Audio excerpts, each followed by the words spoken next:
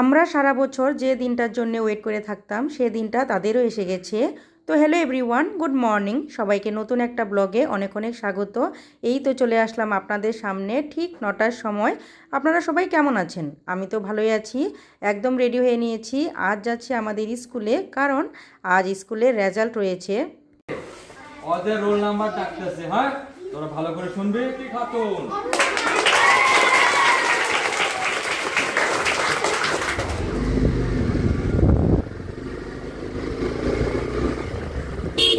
যখন আমরা স্টুডেন্ট ছিলাম তখনও কিন্তু সারা বছর পড়াশোনা করে এই দিনটার জন্য ওয়েট করে থাকতাম যে আমি ফার্স্ট হব না সেকেন্ড হব না পজিশনে থাকবো কি না, এটাই নিয়ে।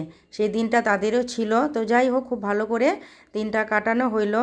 এখানে একটা সবচেয়ে বড় অ্যাচিভমেন্ট কি, আমি যে স্কুলে পড়াশোনা করতাম আজ সেই স্কুলেরই টিচার। এটা কিন্তু আমার নিজের কাছে অনেকটা গর্ববোধ মনে হয়।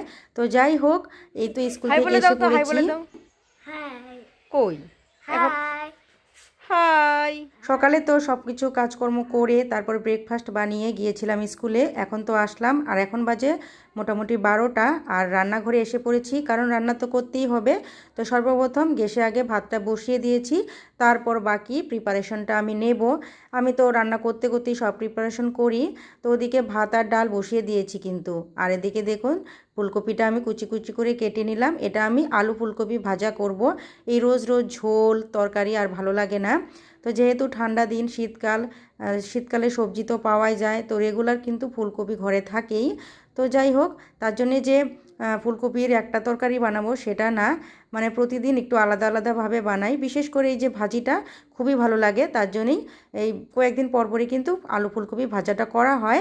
তারপর দেখুন ডালটাও কিন্তু সম্বাদ দিয়ে নিচ্ছি। আর এটা শুটকি ভাজা করছি ছেলের জন্যে, যেহেতু ছোট শুটকি, আর ছেলেও খুবই পছন্দ করে আর তার কোনো ক্ষতিও করে না, তার জন্যই ভাজাটা দিই আর কি। আর আমাদের জন্যে শুটকি চাটনি করে নিয়েছি, এই পেঁয়াজ লঙ্কা টমেটো দিয়ে শুটকি চাটনি, খুবই টেস্টি হয়েছিল আর কি, যেটা বলা যায়। আর তারপরে এসেছে এই যে বরমশাইয়ের গিফট।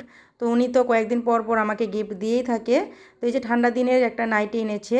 তো বিশেষই কালারটা খুবই সুন্দর, আর ওর যে কোনো চয়েস মানে আমার চয়েস হয়ে যায় আর কি। তার চয়েসটাও আর কি খুবই ভালো, তার জন্যে মানে আমার আর বাজারে যেতে হয় না। সে সব সময় যেটা এনে দেয় আমি সেটাই পরে নিই।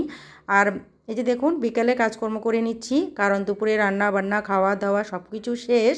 তো বিকেলে কাজকর্ম তো করতেই হবে। যেগুলা কাজ আপনাদের সঙ্গে শেয়ার করি শুধু যে সেটাই কাজ থাকে একদমই না, কত ঘরের টুকিটাকি কাজ থাকে। এক কাজ অনেক সময় বারবারও করতে লাগে। এই গুছিয়ে নিই, আবার নোংরা হয়, আবার পরিষ্কার করি। তো যাই হোক, আপনাদের সঙ্গে অনেক কিছু শেয়ার করে ফেললাম। আবার এই যে দেখুন রাত্রে দেখতে পাচ্ছেন এই যে আবার হয়েছে এই হাল। তো আবার রাত্রে পরিষ্কার করে তারপর ঘুমাবো। তো যাই হোক বন্ধুরা, আজকের মতো রাখছি। Bye bye.